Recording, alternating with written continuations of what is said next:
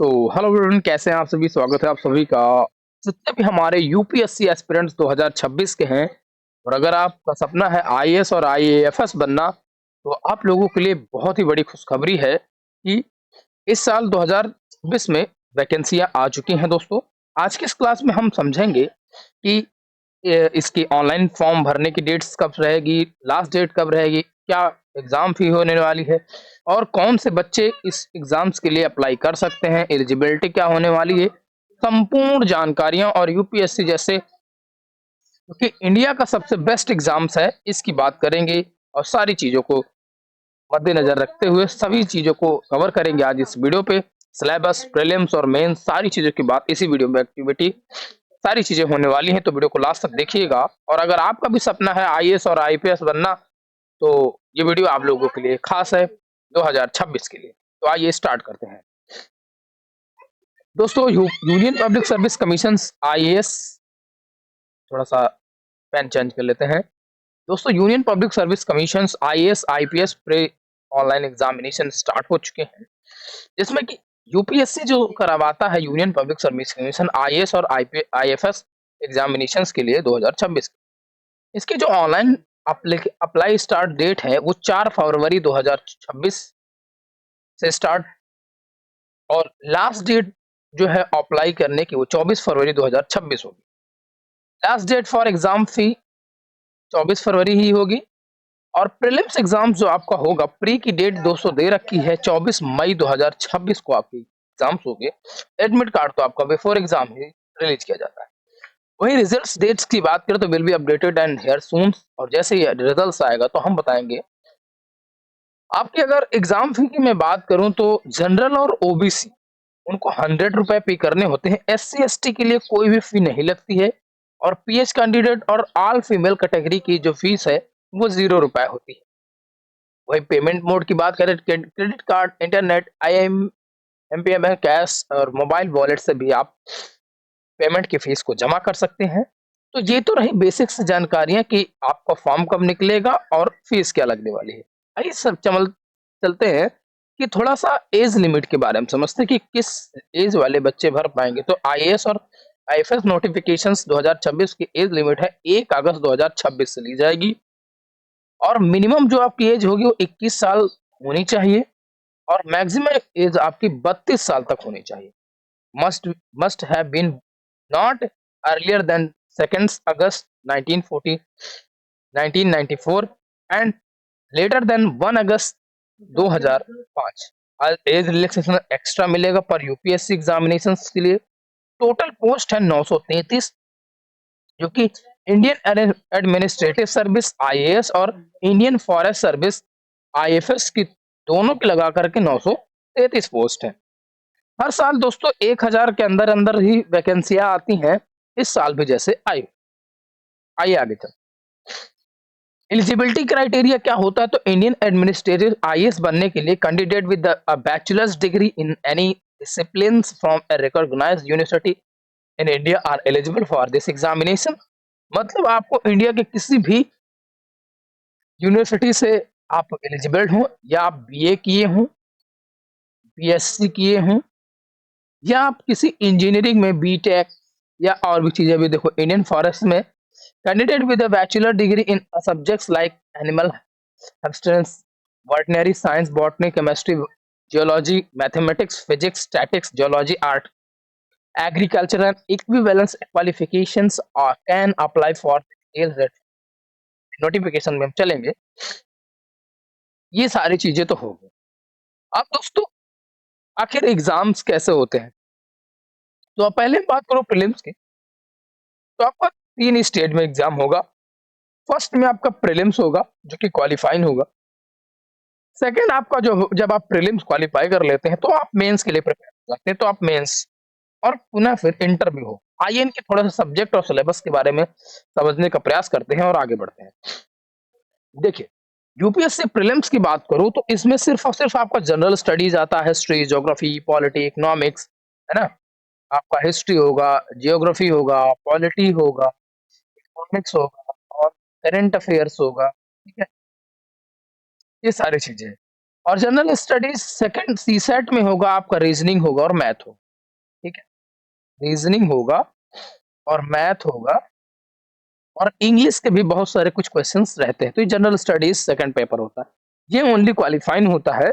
इसके बाद यूपीएससी जब मेंस का एग्जाम्स होता है तो ऐसे पेपर्स होगा, किसी भी इंडियन लैंग्वेज पर एक पेपर होता है, इंग्लिश लैंग्वेज का पेपर होता है, general studies first second third and fourth, and optional paper का जो आप जिस ऑप्शनल पेपर से आप अभी इसके सिलेबस के बारे में समझेंगे और ये सारी चीजें होगी। और फिर आपका एक इंटरव्यू होता है जब आप ये सारी चीजें क्वालिफाई कर लेते हैं, पर्सनालिटी टेस्ट जिससे हम कहते हैं इंटरव्यू। इतने समझ में आया? आइए समझते हैं। जो प्रीलिम्स एग्जामिनेशंस का ड्यूरेशन होता है वो 2 आवर्स का होता है, 2 घंटे का पेपर होगा। जो फर्स्ट पेपर आपका होगा 200 मार्क्स का होता है। क्या क्या चीजें आती हैं मैं जैसे बता दूं, current events of the Nations, international importance, history of India and Indian national movements, India and world geography, physical, social, economics, geography of India and the world, and Indian polity, governments, constitutions, political systems, Panchayati Raj, public policy, rights and issues. Economics में आपके social developments, suitables, developments, poverty, inclusions, demographic, social sectors and initiatives, etc. General issues or environmental ecology, biodiversity, and the climate change that are not required a subject of specialist. General science आपकी होगी physics, chemistry and biology, ये सारी होगी। आपका जो first paper होगा, second paper आपका 200 marks का होगा। 200 मार्क्स के लिए इसमें भी आपको ड्यूरेशन मिलेंगी।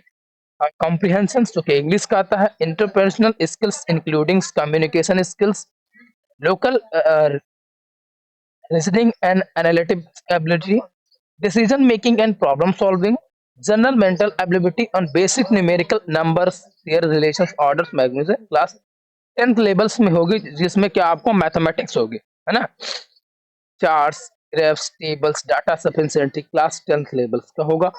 तो ये आपके first note. Second paper civil service examination preliminary examiner will be the qualified paper with the minimum qualified marks 33%। मतलब जो सेकंड पेपर आपका होना चाहिए आपको 33% में आपको पासिंग मार्क्स चाहिए ही चाहिए, ठीक है। The questions will be multiple choice objects types होते हैं, मतलब आपका एक क्वेश्चन होगा, 4 ऑप्शन होंगे, बस आपको गोला भरना होता है, टिक करना होता है। तीसरा होगा it is the mandatory for the candidate for the appear to appear both the paper civil service examinations probably. A purpose of the evaluation, therefore, the candidates will be disqualified the case he does not appear in the both paper civil service examination. Understand? इतना समझ में आया दोस्तों? तो ये आपका prelims exam है, सिर्फ क्वालिफाइंग होगा, ठीक है। अब आइए थोड़ा समझते हैं कि मेंस में भी क्या चीजें होंगी। तो ये प्रीलिम्स का आपका सिलेबस है और ये मेंस मतलब प्रीलिम्स का है, मैंने बताया। आपका जो बेस एग्जाम्स होता है, जो क्वालिफाइंग पेपर्स होता है इंग्लिश, इंडियन और लैंग्वेज में, ये 600 मार्क्स का होता है, मैंने बता दिया है। ऐसे ऐसे आपका जो होगा, ऐसे होगा वो 200 मार्क्स। अभी इन सारी चीजों को हम समझते हैं। आइए सिलेबस की बात करते हैं। जनरल स्टडीज जो आपका होगा पहला पेपर, वो Indian heritage and culture, history and geography and society, world society से होगा। जनरल स्टडी जो सेकंड पेपर होगा वो governance, constitution, polity, social justice and international relations में होता है। वहीं जनरल स्टडीज सेकंड थर्ड की बात करें तो technologies, economics, biodiversity, environmental security and disaster management का एग्जाम्स होता है। और फोर्थ जो होता है आपका फिजिक्स, इंटीग्रिटी एंड एप्टीट्यूड। और 250 का मार्क्स का 4 पेपर्स होते हैं, लेकिन 1000 का ये मार्क्स होता है। टोटल जो आपका पेपर्स होता है कंट्रीब्यूट 1750, 275 मतलब 2075। अभी समझते हैं, देखो कौन कौन सी सारी चीजें होती है, ठीक है।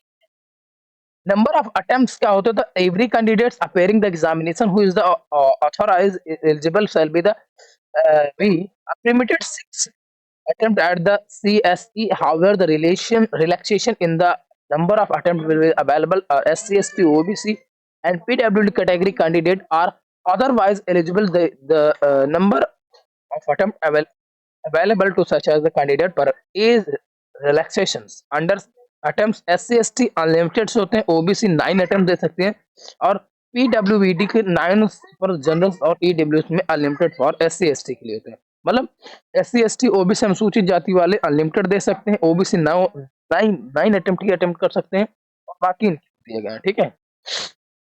वही अगर मेंस एग्जाम की बात करूँ तो पहला जो आपका पेपर होगा क्वालिफाइंग होगा, पेपर है ओनली क्वालिफाइंग। इंग्लिश के लिए इसमें आपको 30 मार्क्स आएंगे और पेपर ऐसे के लिए 250 मार्क्स का होता है, आपका सेकंड पेपर होता है। जनरल स्टडीज आपका 250 मार्क्स का होगा, जिसमें क्या है Indian heritage and culture, history and geography, world society से होता है general studies 250 marks. General studies second 250 marks से 250 पूरा 1750 का होता है। और पर्सनालिटी टेस्ट जो आपका इंटरव्यू होता है वो 275 का होता है और टोटल मिलाकर के 2025 मार्क्स बन जाते हैं। और ऐसे आप क्वालिफाई करते हैं तो आप फिर क्वालिफाई कर लेते हैं एग्जाम, ठीक है दोस्तों। ये सारी चीजें हो गई। तो कैसी लगी आपको जानकारियां, आप लोग कमेंट बॉक्स में कमेंट कर दीजिए। और आपकी फॉर्म की डेट आ चुकी है, लोग फॉर्म भरिए और बेस्ट टू वेरी वेल। और हम अगर समय मिला तो आपको NCERT की जो बुक्स सिलेबस होंगे आपको बेसिक्स नॉलेज देंगे, हिस्ट्री ज्योग्राफी पॉलिटी इकोनॉमिक्स का, इसी यूट्यूब चैनल पे। तो चलिए बने रहिए और वीडियो में लाइक जरूर कर दीजिएगा, दोस्तों के साथ शेयर कर दीजिए, चैनल को सब्सक्राइब कर लीजिए। फिर मिलता हूँ नेक्स्ट नोटिफिकेशन लेकर के। अगर कोई भी जानकारी आती है तो आप हमारे इस यूट्यूब चैनल के माध्यम से, और आप जीके और जीएस इसी यूट्यूब चैनल से पढ़ सकते हैं, अभी भी हम पढ़ा रहे हैं। अगर एनसीईआरटी, अगर आप एनसीईआरटी आपको स्पेशल पढ़ना है तो हम उसका भी एक बैच ले आएंगे, जिसमें आपको पढ़ा देंगे, ठीक है।